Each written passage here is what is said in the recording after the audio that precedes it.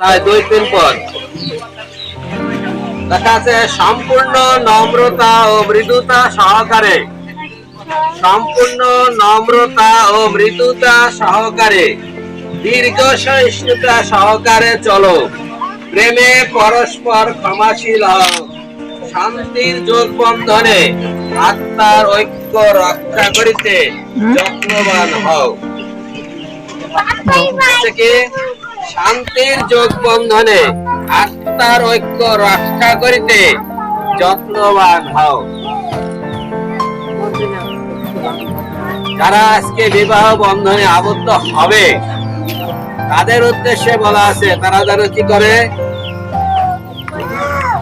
শান্তির যোগ বন্ধনে, ঝগড়ার যোগ বন্ধনে না, শান্তির যোগ বন্ধনে, এবং কি বলছে আত্মার ঐক্য রক্ষা করিতে। আত্মার ঐক্য মানে আমরা একটু পরে আরো ভালো করে বুঝতে পারবো। আত্মার ঐক্য, দুইজনের মন এক হইতে হবে। আমার ভিন্ন মত থাকতে পারে, আরেকজনের ভিন্ন মত থাকতে পারে, কিন্তু যখন আমরা পরিবারে আসবো, যখন আমরা সংসার রচনা করব, তখন আমাদের দুইজনকে একে অপরকে বুঝতে হবে। একে অপরের ভিন্নতা থাকতে পারে, কিন্তু সেখানে ঐক্য আনতে হবে। ওই ভিন্নতার মধ্যেই ঐক্য আনতে হবে। 5 অধ্যায় 24-25 পদে লেখা আছে, কিন্তু মণ্ডলী যেমন খ্রিস্টের বশীভূত, মণ্ডলী যেমন খ্রিস্টের বশীভূত, তেমনি নারীগণ সর্ব বিষয়ে আপন আপন স্বামীর বশীভূত হোক। স্বামীরা তোমরা আপন আপন স্ত্রীকে সেই রূপ প্রেম করো যেমন খ্রিস্ট মণ্ডলীকে প্রেম করিলেন, আর তাহার নিমিত্ত আপনাকে প্রদান করিলেন। মণ্ডলীর সঙ্গে এই বিবাহকে তুলনা করা হয়েছে।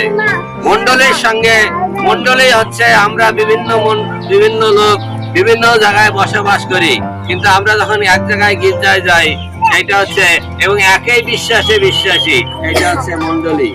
এই মণ্ডলীর মস্তকে খ্রিস্ট, এই মণ্ডলীর মস্তকে খ্রিস্ট।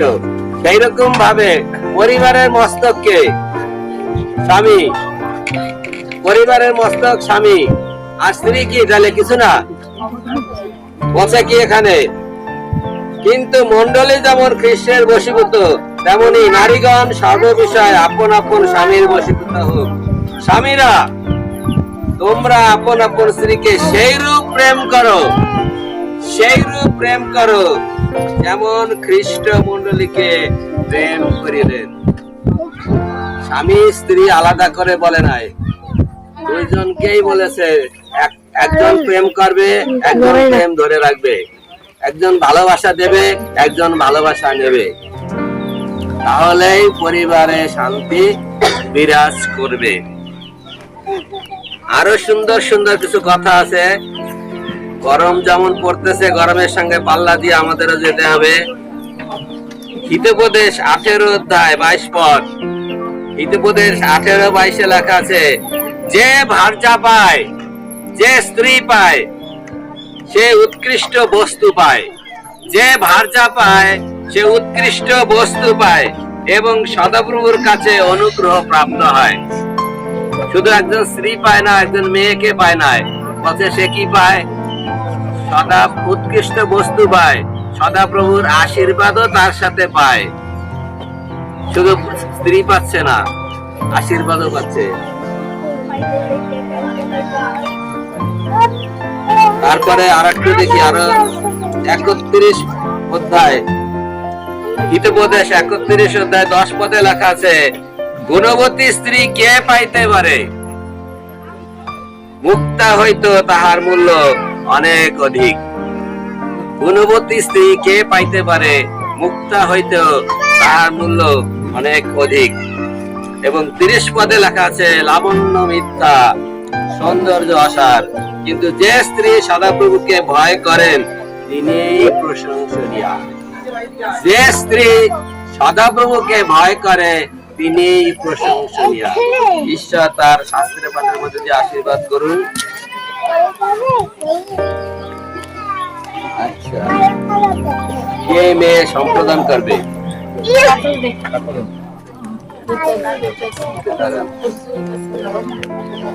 দাঁড়ান, একটু সামনে আগাবেন। একে নিয়ে কে করবে? কে সম্প্রদান করবে? দাদু। তাহলে দাদু আসেন।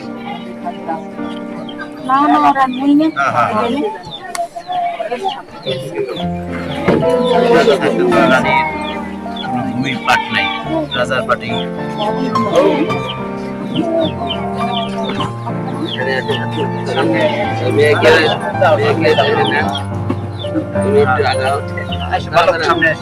আপনার যদি এই সময় কিছু বলার থাকে এর হাতে ধরাই দেন।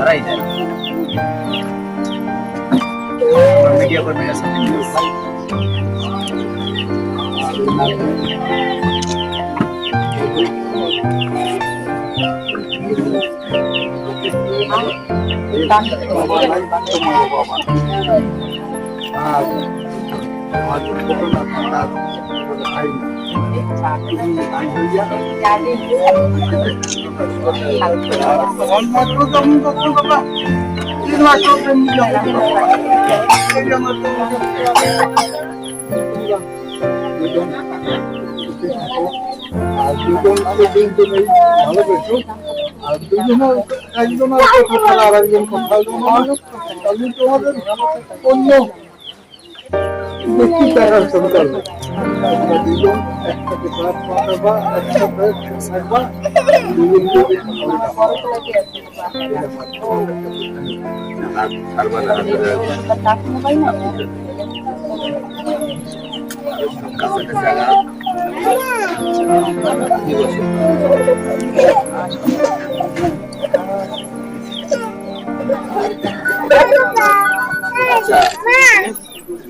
এই জনসম্মুখে এখন তোমাদের কিছু প্রতিজ্ঞা করতে হবে। ভালো করে শুনে তারপরে আমি আছি বা আমি করব এইভাবে পুরা সেন্টেন্সে উত্তর দেওয়া। ঠিক আছে?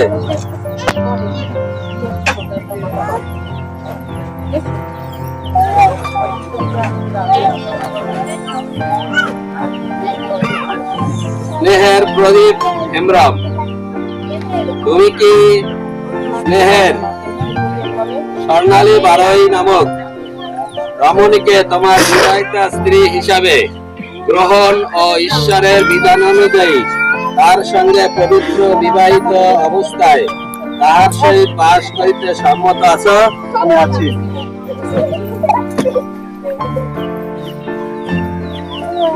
তুমি কি তাকে, স্বর্ণালী বারোইকে, তোমার বিবাহিতা স্ত্রী হিসাবে আজ থেকে মৃত্যু পর্যন্ত সুখে দুঃখে বিপদে আপদে স্বাস্থ্য কি পীড়ায় তুমি কি তাকে চিরকাল ভালোবাসবে ও যত্ন করবে?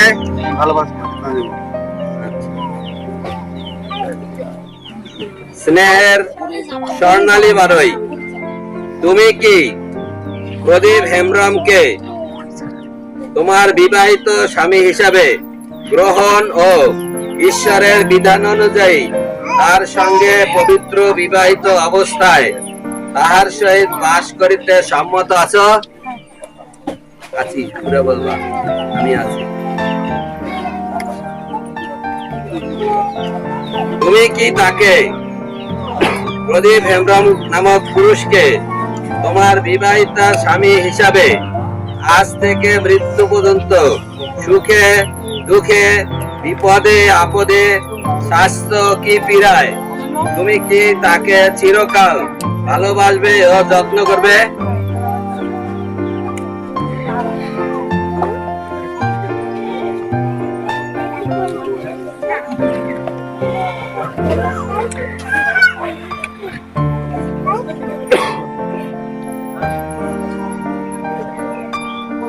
এই সময় বর কন্যাকে ও কন্যা বরকে অঙ্গুরি পরিয়ে যে যোগসূত্র পার্থিব সমস্ত সম্পদ সম্পত্তির বন্ধন ও জীবনের সহভাগ স্থাপন করতে যাচ্ছে তা তাদের জীবনের শেষ দিন পর্যন্ত অটুট থাকুক এ কামনা করি।